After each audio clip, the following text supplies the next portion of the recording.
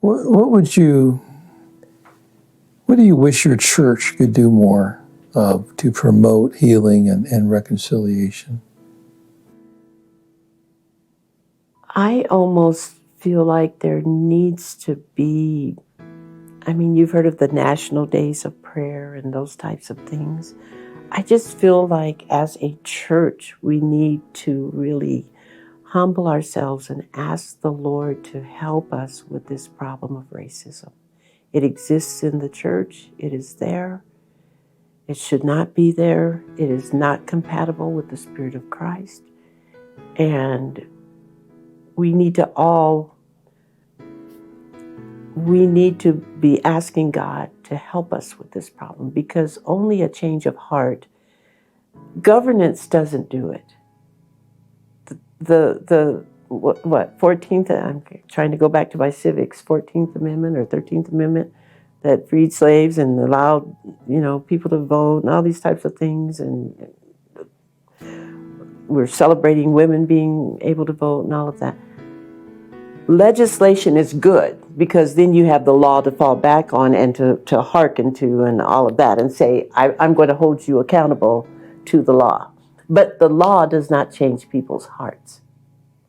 Long after all of these laws have been enacted, people are still doing things that are prejudicial and racist. And so it has to come from, it can't be extrinsic, it has to be intrinsic, and it has to be a heart change, a mind change, where you start looking at people through different eyes and not putting your own expectations and your own thoughts on them. You're looking at people for who they are. And I think only the Lord can help us do that.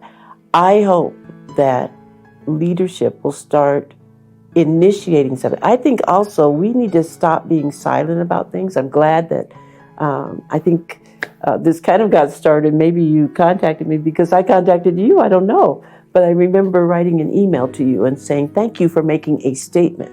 For too long, the church said nothing as all of these things were going on.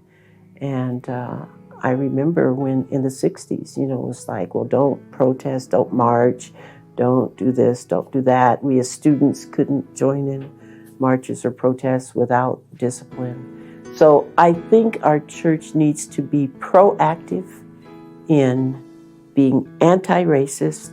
I think our church needs to have a call to prayer on this issue, where people are talking about it, thinking about it, dialoguing about it. I think we need to have more diversity in leadership. I know people are concerned about the situation between state conferences and regional conferences.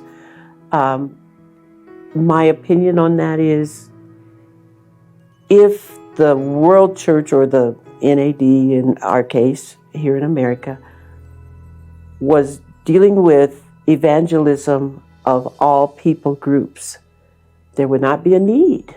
But there is a need to reach different people groups, because and Caucasian people and Latinx people and Asian people are all living in the cities. But we weren't doing big city evangelism. The state conferences were not doing that.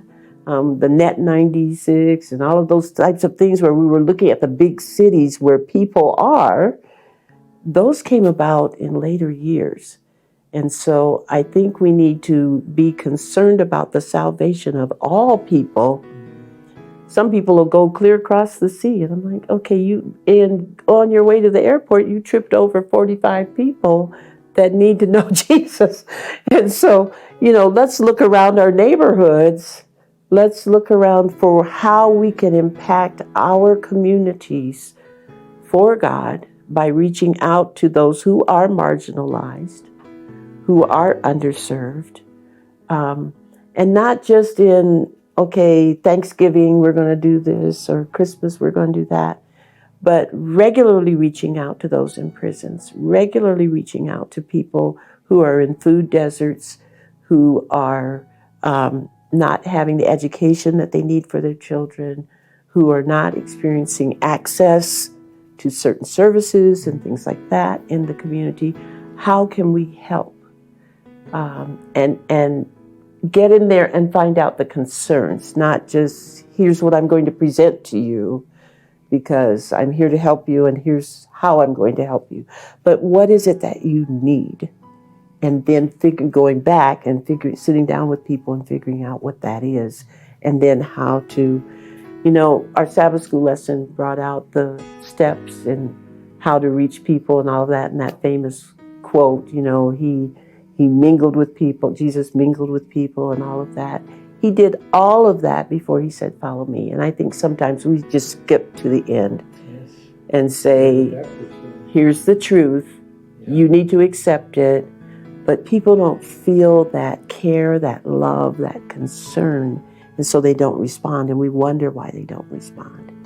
And I think I guess as an educator, I just know that you cannot teach someone unless you gain their confidence and their trust. And I think that's what our church needs to do, is gain people's confidence and their trust.